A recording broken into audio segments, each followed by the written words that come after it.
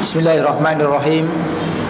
Assalamualaikum warahmatullahi wabarakatuh. Innal hamdalillah nahmaduhu wa nasta'inuhu wa nastaghfiruh wa na'udzu billahi min shururi anfusina wa sayyiati a'malina. May yahdihillahu fala mudhillalah wa may yudlil fala hadiyalah. Asyhadu an la ilaha illallah wahdahu la syarikalah wa asyhadu anna Muhammadan abduhu wa rasuluh. Qala Allah tabaraka wa ta'ala, ya ayyuhalladzina amanu taqullaha haqqa tuqatih wa la tamutunna illa wa antum muslimun. Allahumma salli wa sallim wa barik wa an'im ala nabiyyina Muhammadin wa ala alihi wa ashabihi wa man tabi'ahum bi ihsanin ila yaumiddin. Allahumma 'allimna ma yanfa'una wanfa'na bima 'allamtana warzuqna ilma. Amma ba'du, kaum muslimin muslimat, jamaah kajian Masjid Asy-Syuhada rahimani Allah wa iyyakum jami'an. Alhamdulillah, senantiasa kita bersyukur kepada Allah Subhanahu wa taala yang telah memberikan kepada kita begitu banyak nikmat, sehingga pada kesempatan kali ini alhamdulillah kita dapat menjalankan salah satu amal ibadah yang sangat agung, yaitu thalabul ilmi, suatu amalan yang dapat memudahkan kita untuk memasuki surga Allah Subhanahu wa taala. Suatu amalan yang dengannya Allah Subhanahu wa taala akan memudahkan jalan kita menuju ke surga. Sebagaimana Rasulullah sallallahu alaihi wasallam bersabda, "Man salaka tariqan yaltamisu fihi ilman sahhalallahu lahu bihi tariqan ilal jannah." Barang siapa yang menempuh suatu jalan untuk menuntut ilmu agama, maka Allah Subhanahu wa taala akan mudahkan jalannya menuju ke surga. Kaum muslimin muslimat rahimani Allah wa iyyakum jami'an. Ya, insyaallah pada kesempatan kali ini kita akan melanjutkan kajian tentang hak-hak di dalam Islam. Ya, insyaallah pada kesempatan kali ini kita akan menyampaikan tentang hak-hak bulan Muharram. Itu hak-hak bulan Muharram. Sebagaimana yang telah kita ketahui bahwasannya sekarang kita telah masuk bulan Muharram. Tanggal berapa sekarang, Pak? Muharram tanggal 3 ya? 3 atau 4 ya? 4. Baik. Ya, kita masuk bulan Muharram, bulan pertama pada kalender Hijriyah. Dan bulan Muharram ini adalah bulan yang mendapat banyak perhatian dari berbagai lintas agama, lintas kelompok-kelompok agama, kelompok-kelompok manusia, sekte-sekte dan yang lainnya. Jadi bulan Muharram adalah bulan yang mendapatkan banyak perhatian. Tidak hanya Islam, tapi kaum-kaum orang-orang selain Islam atau sekte-sekte di dalam Islam atau yang lainnya juga memberikan perhatian yang besar terhadap bulan Muharram ini. Kita ambil contoh misalnya orang-orang Syiah. Orang-orang Syiah mereka memiliki keyakinan tentang bulan Muharram, yaitu mereka meyakini bahwasannya bulan Muharram adalah bulan kesedihan, bulan ratapan. Mereka bersedih, mereka meratapi kematian Husain bin Ali radhiyallahu anhuma. yang meninggal di Karbala pada bulan Muharram, tepatnya pada tanggal 10 Muharram. Dan orang-orang Syiah adalah orang-orang yang sangat mengagungkan ya Ahlul Bait, khususnya adalah Husain. Mereka sangat mengagungkan ya Husain bin Ali radhiyallahu anhuma. Maka mereka ya menjadikan bulan Muharram ini adalah bulan kesedihan, bulan ratapan. Bahkan di antara ritual-ritual mereka, ya mereka menyakiti diri mereka, menyiksa diri mereka dengan mencambuk badannya, mengiris-ngiris ya sedikit badannya sehingga mengeluarkan darah. Bahkan anak-anak kecil sudah diajari untuk seperti itu dan yang lainnya. Bahkan di antara mereka ya mereka tidak minum. Ya, mereka sengaja merasakan kehausan karena mereka mengatakan bahwasanya dahulu Husain meninggal dalam keadaan kehausan. Ini ya orang-orang Syiah. Ada kelompok-kelompok yang lain, yaitu diantaranya adalah An-Nawasib atau An-Nasibah. Ini kebalikan dari orang-orang Syiah. Orang-orang An-Nawasib yaitu orang-orang yang sangat membenci Ahlul Bait, yang mereka sangat membenci Husain bin Ali. Oleh karenanya ya mereka jadikan bulan Muharram, bulan meninggalnya Husain bin Ali, ya mereka jadikan bulan Muharram ini sebagai bulan kegembiraan, kesenangan. Maka di antara ritual mereka membuat makanan-makanan, ya, kemudian saling memberi satu dengan yang lainnya karena ya bulan kebahagiaan, bulan kegembiraan, ya, karena mengingat bahwasanya Husain orang yang sangat mereka benci meninggal pada bulan Muharram. Ya. Kemudian juga ya orang-orang sebagian dari kita, orang-orang kejawen juga memiliki perhatian terhadap bulan Muharram. Mereka memiliki keyakinan-keyakinan tertentu. Ya, mereka menamakan atau mengistilahkan dengan bulan Muharram dengan bulan apa? Dengan bulan Suro. Apa yang terlintas dalam pikiran kita kalau mendengar bulan Suro, Pak? Bulan apa ini? Ya. Ini hati-hati. Ya, ini hati-hati. Keyakinan-keyakinan tersebut harus berlandaskan dengan dalil. Ya, nanti akan kita sampaikan apakah keyakinan-keyakinan tersebut, ritual-ritual tersebut itu sesuai dengan ya dalil-dalil yang sahih dari Nabi sallallahu alaihi wasallam. Orang-orang kejawen yang mereka menganggap bahwasanya bulan Muharram atau bulan Suro menurut mereka yaitu bulan keramat. Bulan keramat. Bulan sial. Ya, sehingga ya banyak di antara mereka tidak mau mengadakan acara-acara mantu menikahkan anak-anaknya di bulan Suro ini dengan keyakinan ya bahwasanya bulan ini adalah bulan keramat, bulan kesialan. Ya.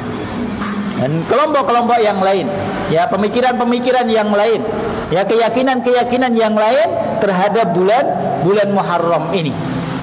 Ya, maka ya penting bagi kita, ya. Penting bagi kita untuk mengilmui tentang bulan Muharram ini, ya. Bagaimana bulan Muharram ini dalam pandangan kacamata syariat Islam yang benar. Apakah benar keyakinan-keyakinan yang kita sebutkan tadi, ritual-ritual yang mereka lakukan, ya ini benar atau tidak? Ya ini perlu bagi kita untuk mengetahuinya. Jadi kaum muslimin muslimat rahimani Allahu wa iyyakum jami'an, hak yang pertama terhadap bulan Muharram ini yaitu kita sebagai seorang muslim harus mengetahui, mengilmui tentang keistimewaan dan keagungan bulan Muharram. Harus mengilmui, mengetahui tentang keagungan, keistimewaan, keutamaan bulan Muharram.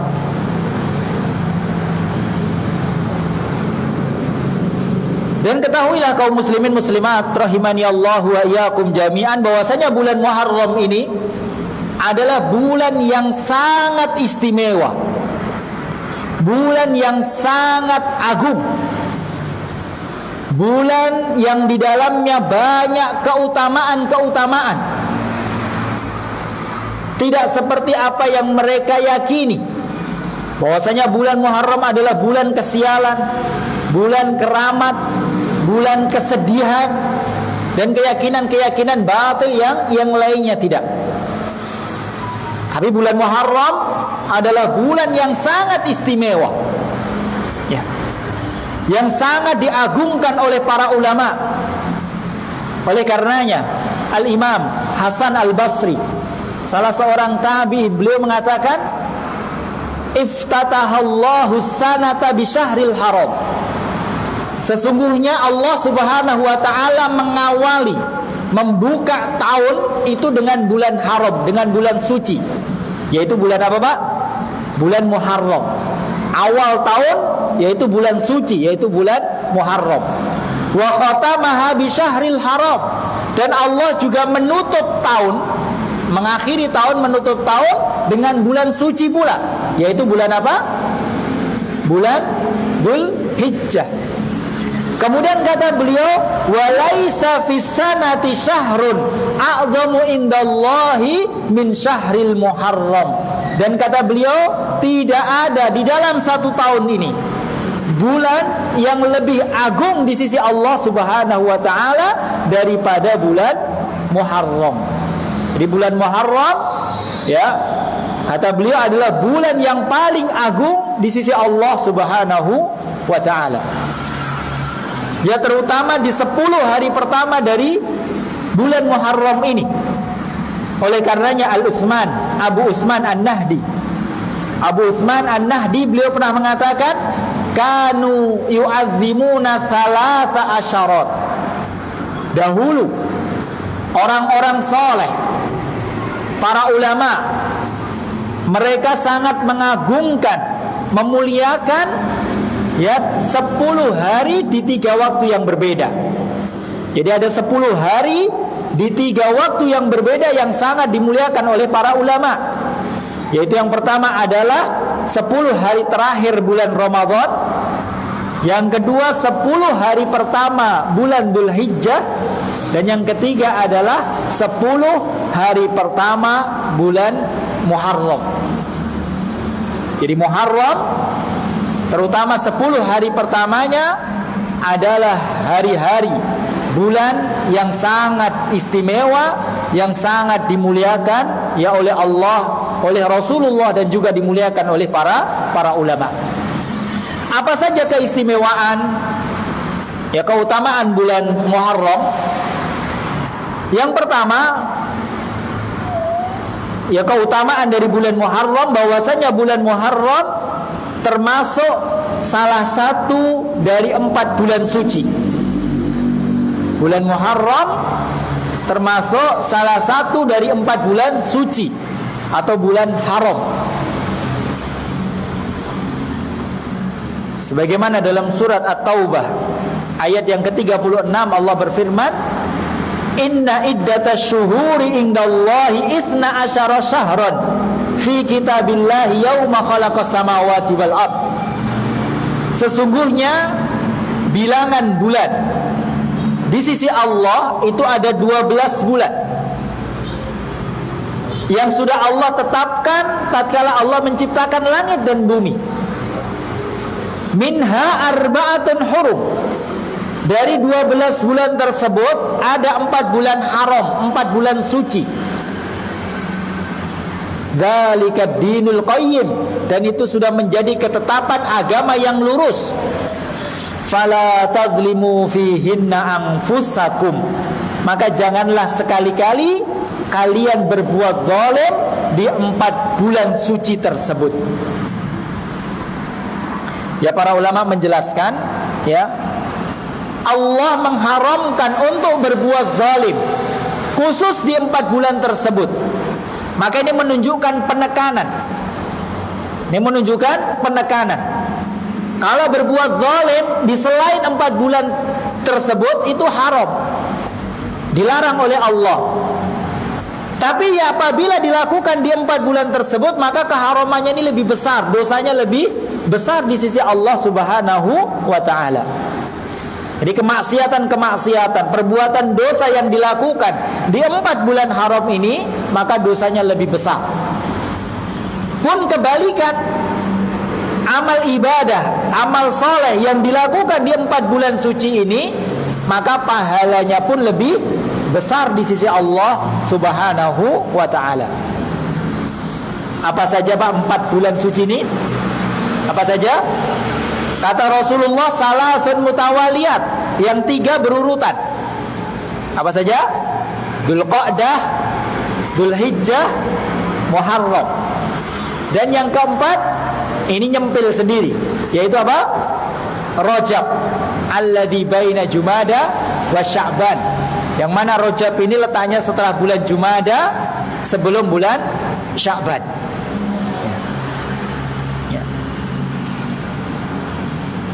Jadi Muharram, Safar, Rabiul Awal, Rabiul Tsani, Jumadil Ula, Jumadil Tsaniyah, Rajab, Sya'ban, Ramadan, Dzulqa'dah, Dzulhijjah.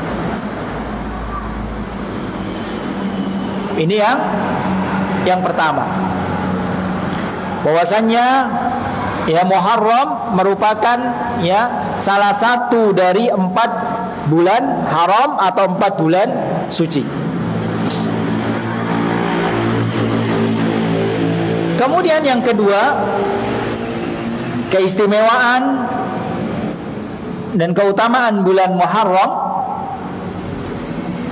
Yang kedua yaitu bulan Muharram adalah satu-satunya bulan yang namanya ditetapkan oleh Islam. Satu-satunya bulan yang namanya ditetapkan oleh Islam. Jadi kaum muslimin muslimat rahimani Allah wa iyyakum jami'an, 12 bulan ini sebelum Islam datang, ya orang-orang jahiliyah, masyarakat jahiliyah dahulu itu sudah memberi nama 12 bulan tersebut dengan nama yang sudah kita kenal.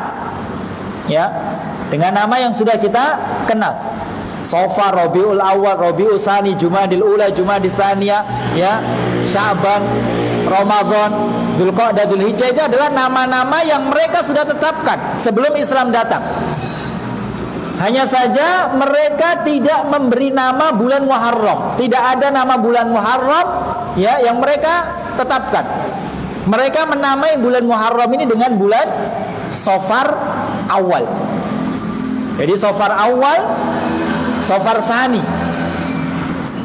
Tapi setelah Islam datang, maka Safar Awal ya ini diganti namanya dengan Muharram oleh Islam. Jadi Muharram, Safar. Jadi Safarnya satu. Ya. Jadi satu-satunya nama, satu-satunya bulan yang namanya ditetapkan oleh Islam. Oleh karenanya Rasulullah sallallahu alaihi wasallam apabila beliau menyebutkan bulan Muharram, maka beliau nisbahkan, beliau sandarkan bulan ini kepada nama Allah. Beliau mengatakan Syahrullah Al-Muharram. Jadi kalau Rasulullah menyebut bulan Muharram, beliau tidak mengatakan Syahru Muharram, bulan Muharram, karena syahr itu artinya bulan. Tidak Syahru Muharram, tidak. Tapi beliau sandarkan kepada nama Allah Syahrullah Al-Muharram. Kalau bulan-bulan yang lain Rasulullah tidak sandarkan namanya kepada nama Allah. Rasulullah tidak mengatakan Syahrullahi Ramadan, Syahrullahi Dzulqa'dah, Dzulhijjah, Syahrullahi Sya'ban, tidak. Tapi untuk bulan Muharram Rasulullah sandarkan ya bulan tersebut kepada nama Allah. Kalau kita teliti di dalam hadis, kalau Rasulullah menyebutkan bulan Muharram, maka beliau sandarkan. Jadi antaranya dalam hadis riwayat Imam Muslim, Rasulullah SAW bersabda, "Afdhalus siyam ba'da Ramadan." Afdhalus siyam ba'da Ramadan. Sebaik-baik puasa setelah puasa Ramadan. Di situ Rasulullah menyebut Ramadan langsung dengan nama bulannya. Afdhalus siyam ba'da Ramadan siyamu syahrillahil muharram. Sebaik-baik puasa setelah puasa Ramadan adalah puasa bulannya Allah, yaitu al-Muharram. Lihat di situ. Rasulullah dalam hadis tersebut menyebutkan dua nama bulan, Ramadan dan Muharram. Tapi tatkala Rasulullah menyebutkan Ramadan, beliau langsung menyebutkan ya, siyamu Ramadan. Tapi tatkala beliau menyebutkan Muharram, beliau menisbatkan kepada Allah, Syahrullah al-Muharram. Dan dalam kaidah, semua ya nama yang disandarkan kepada nama Allah, maka itu menunjukkan keagungan, ya keistimewaan dari sesuatu tersebut. Misalnya masjid disebut dengan Baitullah. Baitullah, rumah Allah. Maka sebaik-baik rumah adalah rumah Allah. Makanya untanya Nabi Saleh yang diajak bicara oleh Allah Subhanahu wa taala adalah sebaik-baik unta, karena dijuluki dengan naqatullah. Naqatullah, untanya Allah. Maka itu adalah sebaik-baik unta dari semua unta, karena namanya dinisbatkan kepada nama Allah. Sebaik-baik kitab adalah kitabullah, Al-Quran, karena namanya dinisbatkan kepada nama Allah, kitabullah. Ini ya keutamaan yang kedua. Dan bulan Muharram, kaum muslimin muslimat rahimani Allah wa iyyakum jami'an, juga dinamakan dengan bulan Al-Asam. Dengan bulan Al-Asam. Asam itu artinya sunyi, tuli, sunyi, sepi. Ya. Kenapa bulan Muharram dinamakan dengan bulan Al-Asam? Ya karena Islam, dan juga disepakati oleh orang-orang sebelum Islam, orang-orang jahiliyah, mereka sepakat untuk ya melarang berperang atau membuat keributan di bulan Muharram tersebut. Islam dan orang-orang jahiliyah dulu, mereka tidak mau berperang, mereka tidak mau berkelahi, ya, mereka tidak mau membunuh, mereka tidak mau ya ada konflik, ada perpecahan, ada keributan di bulan Muharram ini, untuk menghormati, menghargai ya kesucian bulan Muharram. Ya. Ini ya diantara keistimewaan ya dan keagungan bulan Muharram. Kemudian kaum muslimin muslimat rahimani Allahu wa iyyakum jami'an, keistimewaan yang berikutnya, yaitu keistimewaan yang ketiga dari bulan Muharram, bahwasannya di dalam bulan Muharram itu ada satu hari yang sangat agung. Hari yang sangat diagungkan oleh Islam dan agama-agama selain Islam. Bahkan diagungkan oleh orang-orang Yahudi, diagung-agungkan oleh orang-orang Nasrani, bahkan orang-orang kafir Quraisy juga mengagungkan hari tersebut. Islam pun sangat mengagungkan hari tersebut, karena memang hari yang sangat agung, hari yang sangat istimewa, hari yang sangat bersejarah di dalam bulan Muharram. Hari apa itu, Pak? Hari Asyura. Hari Asyura, yaitu tanggal 10 bulan Muharram. Asyura itu dari kata asroh, 10.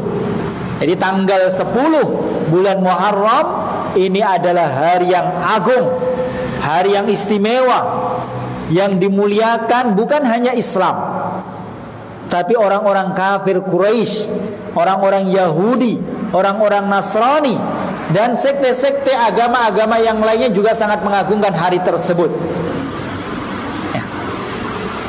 diriwayatkan dari sahabat Abdullah bin Abbas radhiyallahu anhuma, ya, dari riwayat Imam Bukhari, bahwasanya Abdullah bin Abbas radhiyallahu anhuma mengatakan qadima Rasulullah sallallahu alaihi wasallam al-Madinah. Tatkala Rasulullah datang ke Madinah, hijrah ke Madinah, fawajadahum yasumuna yauman, yakni yauma Asyura.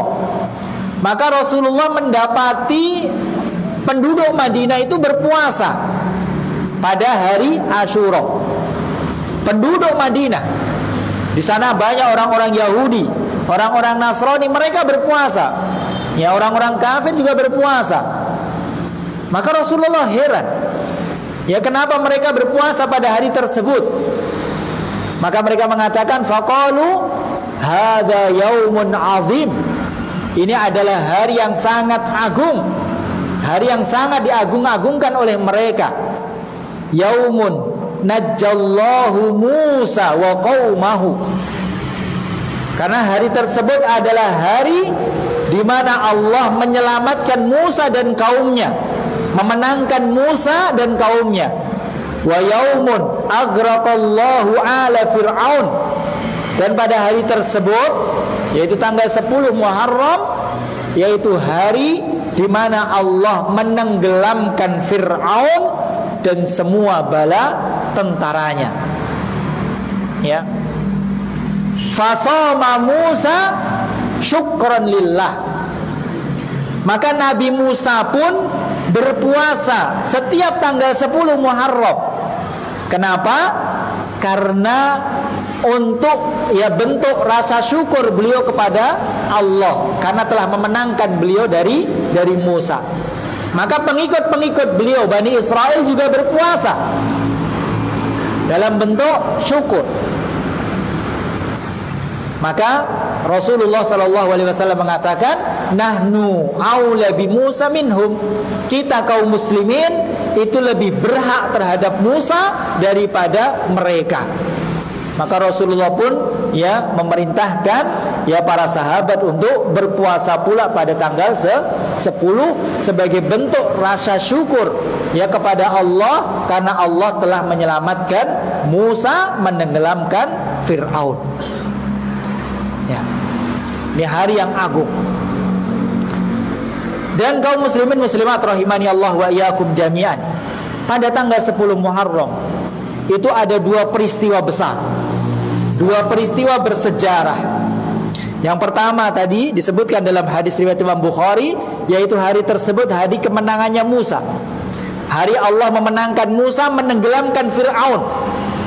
Allah tunjukkan kekuasaannya Allah Subhanahu wa taala terhadap Fir'aun yang terjadi pada tanggal 10. Oleh karena Nabi Musa berpuasa setiap tanggal 10. Dan ini dapat kita ambil satu pelajaran. Jadi boleh bagi kita untuk bersyukur kepada Allah dengan menjalankan, dengan melakukan suatu amal ibadah. Jadi kalau kita mendapatkan nikmat, kalau kita mau bersyukur, maka dianjurkan bagi kita untuk bersyukur dengan melakukan ketaatan. Nabi Musa contohnya bersyukur dengan berpuasa. Begitu juga dengan Rasulullah SAW juga bersyukur dengan berpuasa, yaitu beliau berpuasa setiap hari Senin Kamis. Tatkala ditanya, karena hari Senin itu adalah hari kelahiran beliau sallallahu alaihi wasallam. Ya, karena Senin adalah hari kelahiran beliau. Ya, maka beliau bersyukur kepada Allah, ya, atas, ya, kelahiran beliau. Beliau bersyukur dengan berpuasa. Ya. Kemudian juga beliau sallallahu alaihi wasallam salat malam dengan salat yang sangat panjang, bahkan diriwayatkan sampai kakinya sakit, kakinya bengkak. Tatkala Aisyah radhiyallahu anha bertanya kepada Rasulullah, mengapa Rasulullah sampai melakukan hal tersebut? Maka apa jawab Rasulullah? Afala akuna abdan syakura. Apakah saya, ya, apakah saya tidak pantas untuk menjadi orang yang bersyukur? Artinya Rasulullah melakukan itu semuanya sebagai bentuk rasa syukur. Dan juga para sahabat, Ya, banyak di antara mereka bersyukur ya kepada Allah dengan melakukan ketaatan, bersedekah dan yang lainnya. Ya. Ini peristiwa yang pertama. Kemudian peristiwa yang kedua, peristiwa bersejarah, peristiwa besar yang terjadi pada tanggal 10 Muharram, yaitu terbunuhnya Husain bin Ali radhiyallahu anhuma. Terbunuhnya sahabat yang mulia yang merupakan cucu dari cucu-cucu Rasulullah sallallahu alaihi wasallam, yaitu Husain. Yang Rasulullah mengatakan bahwasanya Hasan dan Husain adalah sayyida syababi ahli jannah. Hasan dan Husain adalah pemimpin para pemuda di surga. Husain adalah sahabat yang mulia, cucu yang sangat disayang oleh Rasulullah sallallahu alaihi wasallam. Ya, terbunuh di bulan Muharram, tepatnya pada tanggal 10 di Karbala. Dibunuh oleh pasukan Ubaidillah bin Ziyad.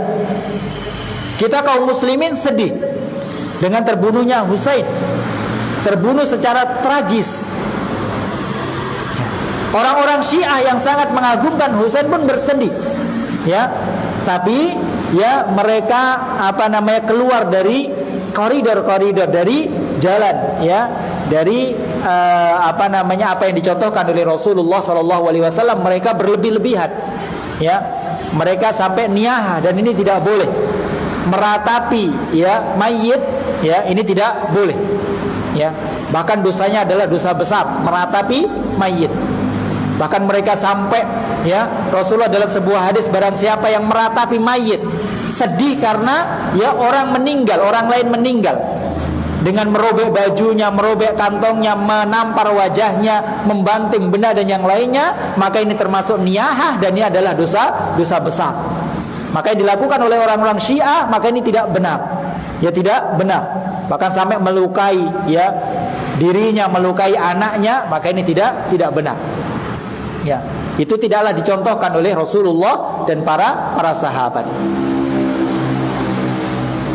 Kemudian ya, di antara kesalahan juga orang-orang Syiah, ya, kalau kita bersedih dengan kematian Husain, ya, karena terbunuh dengan cara tragis, maka di sana banyak orang-orang yang lebih mulia daripada Husain yang juga terbunuh secara tragis. Ya, tapi pertanyaannya, kenapa orang-orang Syiah hanya bersedih ya atas kematian Husain saja? Kita lihat Hasan, kakaknya, ya, Hasan bin Ali radhiyallahu anhuma, ya, yang jelas lebih mulia daripada Husain, juga terbunuh ya karena diracun. Ya, terbunuh karena diracun. Ya, dan beliau tahu siapa yang meracun. Tapi tatkala ditanya siapa yang meracuni beliau, beliau merahasiakan. Karena beliau tidak ingin ya balas dendam. Beliau tidak ingin adanya peperangan. Maka beliau rahasiakan orang yang meracuni beliau. Juga ada orang yang lebih mulia daripada Hasan dan Husain, yaitu ayah beliau, Ali bin Abi Thalib. Para ulama sepakat bahwasanya Ali lebih mulia daripada ya Hasan dan Husain. Dan Ali juga terbunuh, ya, secara tragis, dibunuh oleh Abdurrahman bin Muljim, ya, dibunuh. Tapi orang-orang Syiah juga tidak bersedih atas kematian Ali. Ya, ada orang yang lebih mulia lagi daripada Ali, yaitu Utsman. Ya, sebagian ulama ya menganggap bahwasanya Utsman lebih mulia daripada Ali. Ya, sebagian ulama mengatakan Ali lebih mulia daripada Utsman. Ya, Utsman juga terbunuh, ya, meninggal karena terbunuh di dalam rumahnya. Tatkala beliau sedang membuka Al-Qur'an, membaca Al-Qur'an, ditikam. Ya. Ya, dibunuh. Begitu juga dengan sahabat Umar bin Khattab yang terbunuh tatkala beliau sedang mengimami sholat, ya, ditikam dari belakang, dan beliau meninggal karena ya penikaman tersebut. Dibunuh oleh Abu Lu'lu. Dibunuh oleh Abu Lu'lu. Dan Rasulullah SAW juga Ya Rasulullah SAW ya di antara sebab sakitnya karena beliau diracun. Ya, diracun. Ya oleh orang-orang Yahudi, diracun. Ya bahkan beliau menderita beliau terkadang merasakan efek racunnya tersebut, merasakan sakit.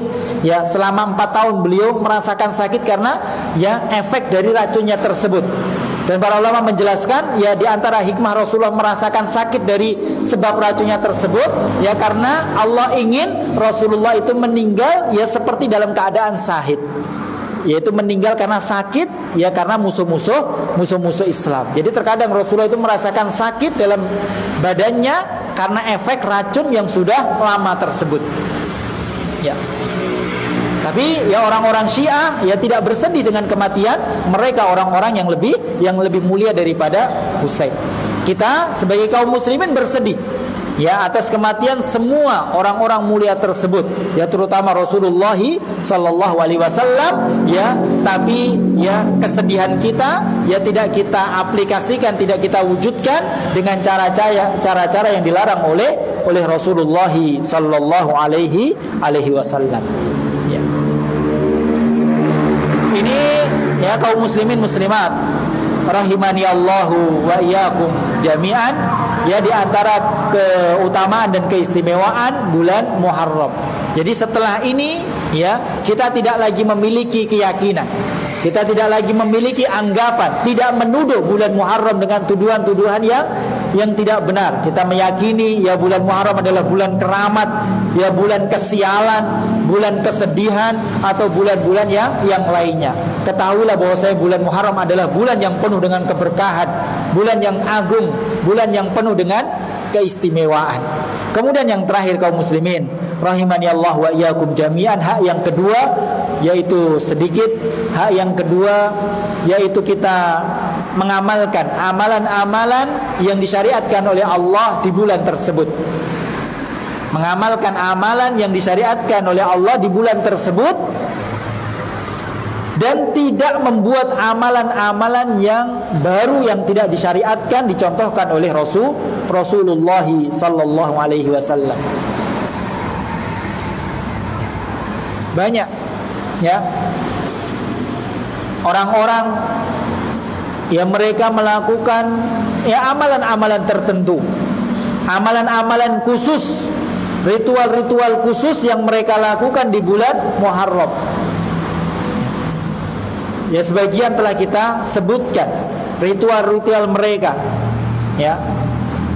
Maka ketahuilah kaum muslimin muslimat rahimani Allah wa iyyakum jami'an bahwasanya tidak ada amalan khusus apapun, tidak ada amalan khusus apapun yang disyariatkan oleh Allah Subhanahu wa taala di bulan Muharram kecuali satu, yaitu memperbanyak puasa sunnah. Ya. Adapun amalan-amalan yang lain, entah itu sedekah khusus di bulan Muharram, doa khusus di bulan Muharram, salat khusus di bulan Muharram, atau ritual-ritual khusus di bulan Muharram, maka itu semuanya adalah amalan-amalan yang tidak ditunjukkan oleh hadis-hadis yang sahih dari Rasulullah sallallahu alaihi wasallam. Maka hendaknya ya kita menjauhi amalan-amalan tersebut, mengkhususkan amalan-amalan tertentu yang tidak dikhususkan oleh Rasulullah sallallahu alaihi wasallam.